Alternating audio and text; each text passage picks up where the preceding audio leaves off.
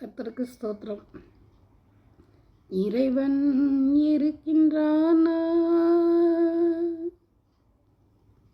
மனிதன் கேட்கிறான். அவன் இருந்தால் உலகத்திலே எங்கே வாழ்கிறான், எங்கே வாழ்கிறான்? இந்த கேள்வி ஏன் வருது? கடவுள் இருக்கிறானா இல்லையான்னு கேட்குற கேள்வி ஏன் வருது? ஏன்னா மனிதர்கள் நினைக்கிறத செய்ய முடியலை, கடவுள்கிட்ட சொல்கிறாங்க. கடவுளாலையும் செய்ய முடியலனால தான் அவங்க அந்த கேள்வி கேட்குறாங்க.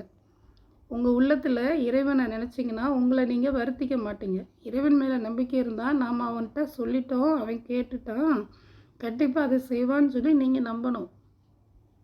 கேட்குற காதையும் பார்க்குற கண்ணையும் உண்டாக்கினவர் கர்த்தர். ஆகவே நீங்கள் பேசுகிறத அவர் கேட்பார். ஓகே.